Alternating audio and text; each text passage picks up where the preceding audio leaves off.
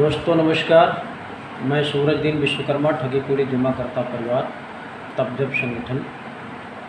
आज साथियों 25 अप्रैल 2024 में आप लोगों के सामने प्रस्तुत हूँ कुछ खास बात विशेष जानकारी देने के लिए। आज के इस खास एपिसोड में आप सभी का स्वागत है। आज हमारे साथ उपस्थित हैं फतेहपुर जनपद के ठगी पीड़ित जमाकर्ता परिवार के जिला प्रवक्ता हमारे आदरणीय रामोतार जी, जो फतेहपुर जनपद के संगठन के जिला प्रवक्ता हैं। उनका बहुत ही सराहनीय कार्य रहता है। आज हमारे पास उपस्थित हैं कुछ आगे की रणनीति समझने के लिए, क्या करना है क्या नहीं करना है, तो इस विषय में दोनों लोग चर्चा कर रहे हैं और आपके बीच में कुछ जानकारी भी देना चाहते हैं। ध्यानपूर्वक वीडियो को सुनेंगे, खासकर हमारे कार्यकर्ता साथी अवश्य सुनेंगे। और जिन साथियों ने अभी तक हमारे चैनल को सब्सक्राइब ना किया हो, सब्सक्राइब कर लें, लाइक करें, कमेंट करें और इस वीडियो को ज़्यादा से ज़्यादा लोगों तक पहुंचाने का भी काम किया करें। साथियों, स्वास्थ्य इस समय कम ठीक होने की वजह से बराबर वीडियो नहीं बन पा रहा है और जिस तरह से काम करना चाहिए वो काम भी नहीं हो पा रहा है, लेकिन जो लेटेस्ट जानकारी है वो सब तक पहुंचाने का प्रयास करता हूं। सबसे पहले आपको मैं बता दूं, आपके भुगतान के प्रति जो एक बहुत बड़ी खुशखबरी है। इस समय ठगों के ऊपर ताबड़तोड़ कार्रवाई चल रही है और एक Togo retail marketing limited company जो कई प्रदेशों में लोगों को ठगा है, उन ठगों पर बहुत तेज़ी से प्रशासन कार्रवाई करने जा रहा है। ताबड़तोड़ छापे पड़ रहे हैं। जो भी जिम्मेदार पर्सन थे टोगो रिटेल मार्केटिंग लिमिटेड के, सब इधर उधर भगे हुए हैं और लगातार उनके घरों में छापे डाले जा रहे हैं और कार्रवाई की रूपरेखा लगभग सरकार की तरफ से तय हो गई है। निश्चित रूप से कार्रवाई होगी और एक दिन ये सब कटघरे में खड़े होंगे। ये जानकारी अभी हमारे जिला प्रवक्ता रामोतार जी के द्वारा प्राप्त हुई है।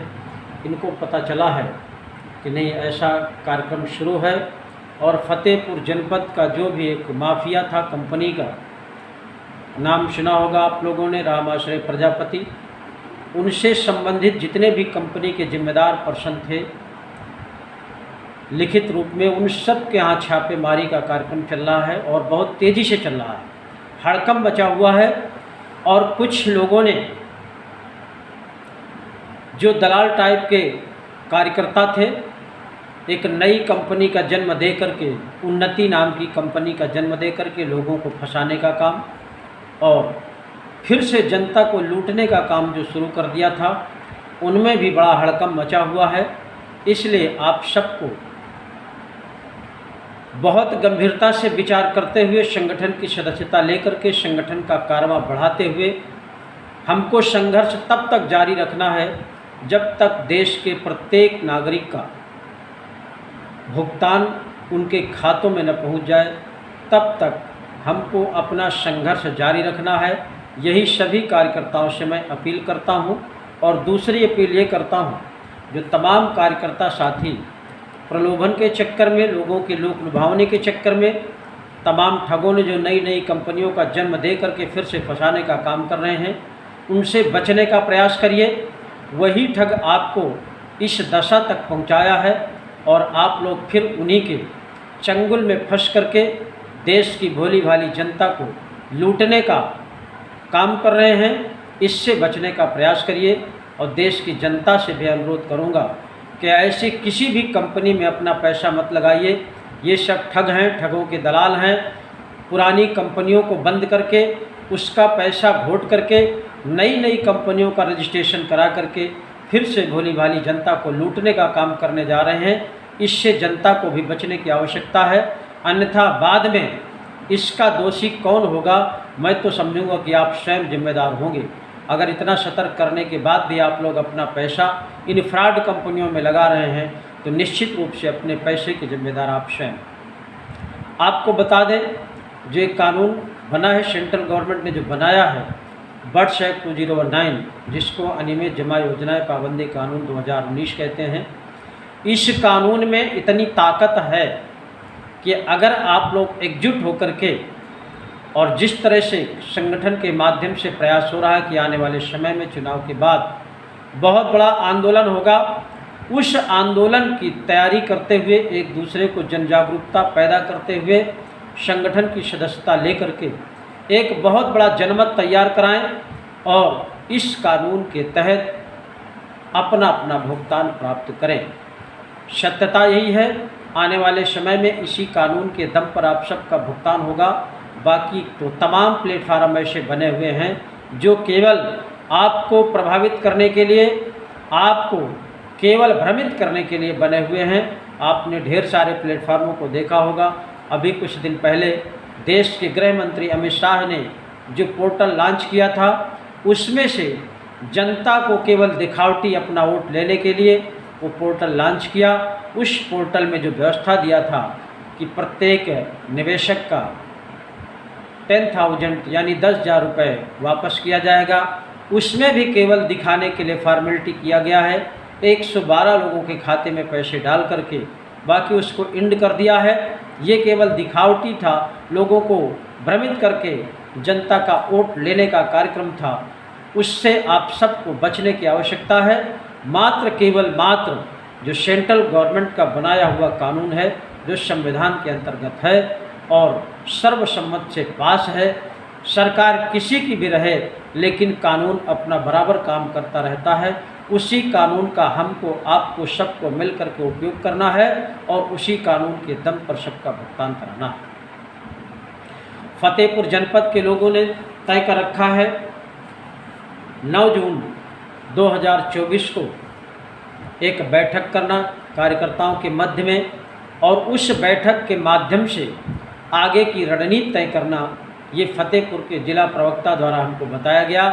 निश्चित रूप से फतेहपुर जनपद का कारवां पहले से भी बड़ा था। आने वाले समय में एक बहुत बड़ी तैयारी होने जा रही है जो एक बहुत बड़े आंदोलन का रूप होगा।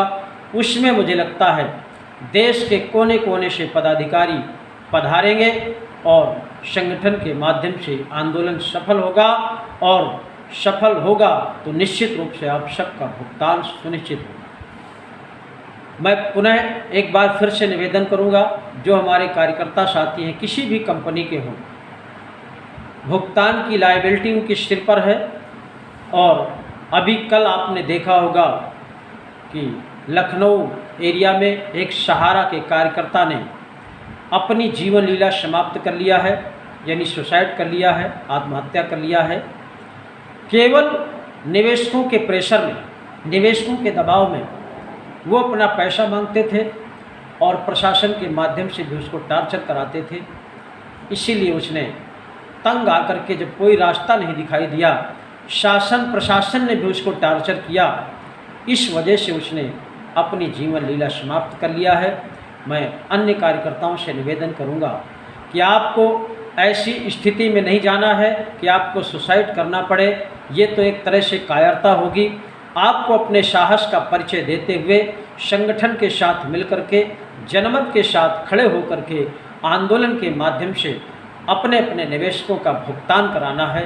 यही सबसे बड़ी जिम्मेदारी है, यही हमारी ईमानदारी है, यही हमारा चिंतन मंथन भी होना चाहिए। इसलिए मैं सभी साथियों से कहूँगा कि इस लायबिलिटी को दूर करने के लिए एकमात्र रास्ता है, एकमात्र प्लेटफार्म है देश में ठगी पीढ़ी जमाकर्ता परिवार। इस प्लेटफार्म के माध्यम से ही आपका कानूनी तरीके से, विधिसम्मत तरीके से भुगतान सुनिश्चित होगा, और वो कानून है बट्स एक्ट 2019, जिसको अनियमित जमा योजनाएं पाबंदी कानून 2019 कहते हैं।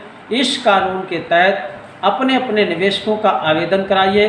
अपने ज़िले के कलेक्टर को, जिसको सक्षम अधिकारी बनाया गया है, दूसरा सहायक सक्षम अधिकारी भी बनाया गया है, उनके पास अपने अपने निवेशकों का बट्स एक्ट के तहत भुगतान का दावा प्रस्तुत करिए और आंदोलन में शामिल होकर के अपने अपने निवेशकों का भुगतान कराइए। ये सबसे बड़ा काम होगा आपके जीवन का।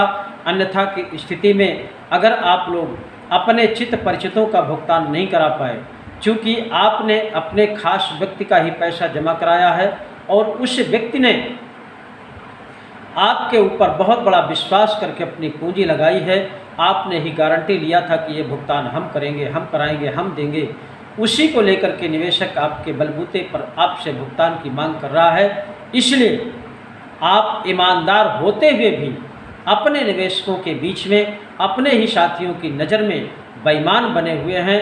इस बेईमानी का धब्बा हटाने के लिए केवल एक ही विकल्प है, भुगतान कराना, और वो भुगतान का एक ही विकल्प है बट्स एक्ट 2019, और उसको लागू कराने का भी एक ही विकल्प है ठगी पीड़ित जमाकर्ता परिवार। इसलिए आप लोग नर्वस ना हो, चिंता करने की कोई आवश्यकता नहीं है।